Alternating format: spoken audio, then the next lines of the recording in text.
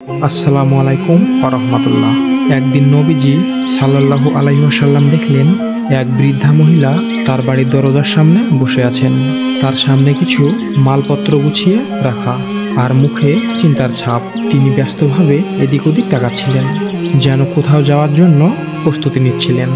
যখন আল্লাহর নবী সাল্লাল্লাহু আলাইহি ওয়াসাল্লাম আল্লাহর বাণী প্রচার করতে শুরু করলেন যে আল্লাহ ছাড়া আর কেউ ইবাদতের যোগ্য নয়, তিনি সর্বশক্তিমান, আর আমি মুহাম্মদ আল্লাহর রাসূল, তখন মক্কার কুরাইশরা তিনার বিরুদ্ধে শত্রুতা শুরু করলো। কেউ বলতে লাগলো তিনি একজন জাদুকর, তো কেউ আবার বলতো তিনি একজন কবি যিনি মিথ্যা কথা বলে সরল মানুষকে ভুল পথে টানছেন। কিন্তু বিশ্বের শ্রেষ্ঠ ধৈর্যশীল নবীজি সাল্লাল্লাহু আলাইহি ওয়াসাল্লাম অসীম ধৈর্য ধারণ করলেন, সমস্ত কষ্ট নীরবে সহ্য করলেন। একটি মুহূর্তের জন্যও আল্লাহর পথে ডাকার কাজ থামালেন না। তিনার দৃঢ় বিশ্বাস আর অটল মনোবল ছিল পাহাড়ের চেয়েও শক্ত। এরপর সেই বৃদ্ধা তার বাড়ির উঠোনে বসে একটি দীর্ঘ নিঃশ্বাস ফেলে নিজেই বিড়বিড় করে বলতে লাগলো, না জানি যদি তার সাথে আমার দেখা হয়ে যায় আর সে জাদুকর আমাকে তার কথার জালে ফাঁসিয়ে আমার মন বদলে দেয়। তিনি মনে মনে কল্পনা করতে লাগলেন সেই মুহাম্মদ সাল্লাল্লাহু আলাইহি ওয়াসাল্লামের নামের মানুষটির কথা, যার সম্পর্কে তিনি এতদিন শুনে এসেছেন। সবাই বলে তিনি মানুষের হৃদয়ে এমন কথা বলেন যা শুনলে কেউ আর তার থেকে মুখ ফিরিয়ে নিতে পারে না। এইসব কথা বৃদ্ধা ভাবতে ভাবতে বলল, না, আমি আর এই শহরে থাকতে পারবো না, যত তাড়াতাড়ি সম্ভব এখান থেকে চলে যেতে হবে। ঠিক তখনই রাসূলুল্লাহ সাল্লাল্লাহু আলাইহি ওয়াসাল্লাম পথ দিয়ে যাচ্ছিলেন। বৃদ্ধাকে দেখে একটু থামলেন।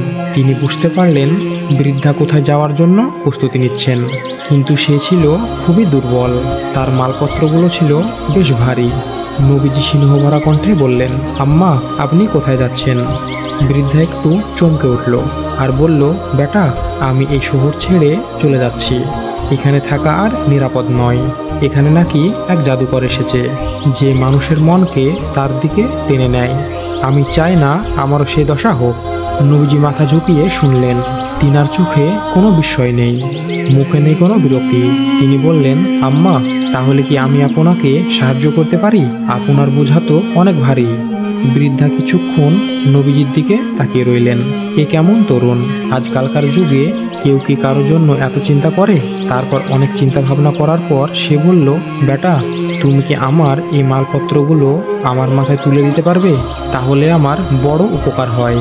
নবীজি একটু এগিয়ে গিয়ে মালপত্রগুলো তুলতে গেলেন। বোঝা বেশ ভারী ছিল। তিনি বুঝতে পারলেন বৃদ্ধার পক্ষে এগুলো বহন করা একেবারেই অসম্ভব।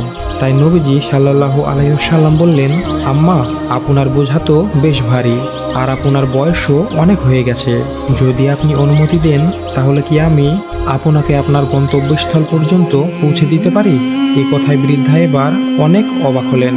এই যুবক এত বিনয়ী, এত দয়ালু। তিনি এক মুহূর্ত পর্যন্ত চুপ করে রইলেন। তারপর গভীর কৃতজ্ঞতার সাথে বললেন, বেটা, এর চেয়ে বড় দয়া আর কি হতে পারে? তখন আল্লাহর রাসূল সাল্লাল্লাহু আলাইহি ওয়াসাল্লাম বৃদ্ধার বোঝা নিজের কাঁধে তুলে নিলেন এবং ধীরে পায়ে তার সঙ্গে চলতে লাগলেন। বৃদ্ধা হাঁপাচ্ছিলেন, কিন্তু কোথাও থামছিলেন না। পথ চলতে চলতে নবীজি তার দিকে তাকিয়ে বললেন, বেটা, আমি তোমাকে একটা কথা বলছি, শোনো। তুমি যদি বুদ্ধিমান হও তাহলে এই শহর ছেড়ে চলে যাও। এখানে এখন এক ভয়ঙ্কর জাদুকর এসে গেছে। তার নাম মুহাম্মদ।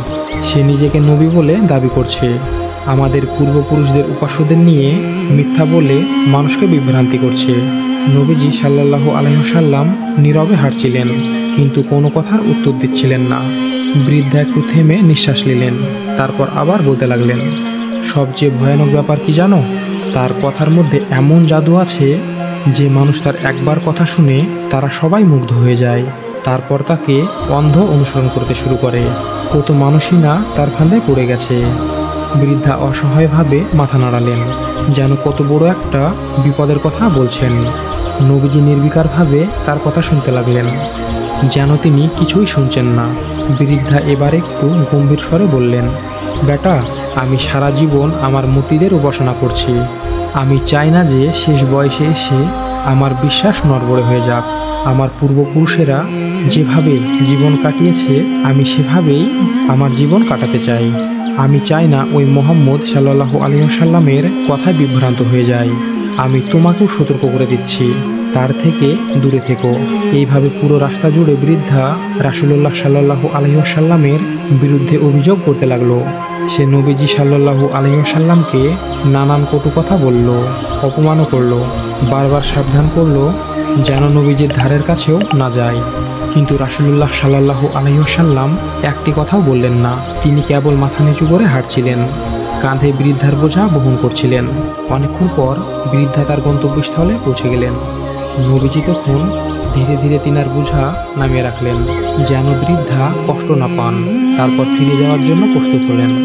বৃদ্ধা তখন বিস্মিত হয়ে বললেন, বেটা, তোমার মতো মানুষ আমি আমার জীবনে কখনোও দেখিনি। বেটা, তুমি কে? তুমি তো তোমার নামটাও আমাকে বললে না। এতটা পথ আমার বোঝা বহন করলে, সামান্য পরিমাণও বিরক্ত হলে না। আর যাওয়ার সময় তুমি তোমার পরিচয় না দিয়েই চলে যাচ্ছ। তুমি অনুগ্রহ করে বলো কি তোমার পরিচয়। আমি আমার পরিবারের সবাইকে বলবো। আজ এক তরুণ আমাকে এমনভাবে সাহায্য করলো যা আমি কখনো ভুলতে পারবো না।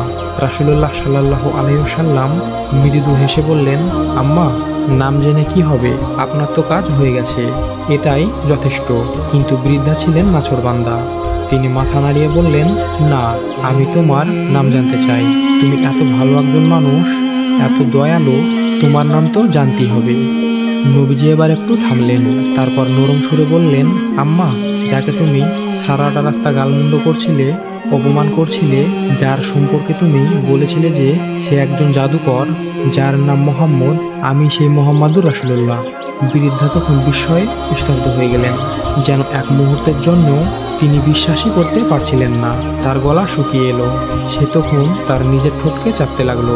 তিনি নবীজির মুখের দিকে কিছুক্ষণ তাকিয়ে রইলেন। এরপর বৃদ্ধা কাপা কণ্ঠে বললেন, তুমি মোহাম্মদ? নবীজি সাল্লাল্লাহু আলাইহি ওয়াসাল্লাম তখন মৃদু হেসে মাথা ঝুঁকিয়ে বললেন, হ্যাঁ, আমি সেই মোহাম্মদ। বৃদ্ধা এক ধাক্কায় যেন চুপসে গেল। তার মনে পড়ে গেল পুরো পথের কথা, কিভাবে তিনি মোহাম্মদ সাল্লাল্লাহু আলাইহি ওয়াসাল্লামকে জাদুকর, মিথ্যাবাদী বলে গালমন্দ করেছিলেন। অথচ সেই মানুষটি বিন্দুমাত্র কোনো প্রতিক্রিয়া না দেখিয়ে তার বোঝা বহন করেছেন এবং বিনা বাক্যে তার কথা শুনেছেন, এমনকি তাকে তার গন্তব্যস্থল পর্যন্ত পৌঁছে দিয়েছেন। তখন বৃদ্ধার চোখ দিয়ে গরম অশ্রু ঝরতে লাগলো। এতক্ষণ যার বিরুদ্ধে সে নানা কটু কথা বলেছিল, যাকে সে ভয় পেত, সেই মহান হৃদয়ের মানুষটি তার পাশেই দাঁড়িয়েছিলেন। একটিবারের জন্যেও নিজের পরিচয় দেননি। তাই তিনি আর দাঁড়িয়ে থাকতে পারলেন না। কাঁপতে কাঁপতে রাসূলুল্লাহ সাল্লাল্লাহু আলাইহি ওয়াসাল্লামের পায়ের কাছে নত হয়ে বসলেন। হাত দুটি নবীজির পায়ের উপর রেখে কেঁদে ফেললেন। অশ্রুসিক্ত কণ্ঠে বললেন, আমি সারাটা পথ তোমার সম্পর্কে অনেক কটু কথা বলেছি, তোমাকে অপমান করেছি, অথচ তুমি আমাকে কিছুই বলনি, বরং আমার সমস্ত বোঝা কাঁধে তুলে নিয়েছ। আমার কি জানা উচিত ছিল না যে সত্যিকারের মহান ব্যক্তিরা এমনই হয়? নবীজি তখন নম্র কণ্ঠে বললেন, আম্মা, আপনি তো আমার সম্পর্কে কিছু জানতেন না, তাই এসব কথা বলে ফেলেছেন। জানলে হয়তো বলতেন না। কিন্তু বৃদ্ধার কান্না কিছুতেই থামছিল না। সে দীর্ঘ নিঃশ্বাস ফেলে গভীর বেদনাদায়ক কণ্ঠে বললেন, আমি ভুল করেছিলাম। আমি এতদিন মিথ্যা শুনেছি, আমাকে এতদিন ভুল শেখানো হয়েছে। আমি এখন বুঝতে পারছি তুমি সত্য ও ন্যায়পরায়ণ, তুমি নিশ্চয় আল্লাহর প্রেরিত রাসূল। এরপর সে উঁচু কণ্ঠে বললেন, আমি সাক্ষ্য দিচ্ছি যে আল্লাহ ছাড়া আর কোনো উপাস্য নেই, এবং আমি সাক্ষ্য দিচ্ছি যে তুমি মুহাম্মদ সাল্লাল্লাহু আলাইহি ওয়াসাল্লাম আল্লাহর প্রেরিত রাসূল। তো প্রিয় দিনী ভাই, এই ছিল আজকের ভিডিওটি ভালো লাগলে একটি লাইক দিয়ে চ্যানেলটি সাবস্ক্রাইব করতে ভুলবেন না। আসসালামু আলাইকুম ওয়া রাহমাতুল্লাহ।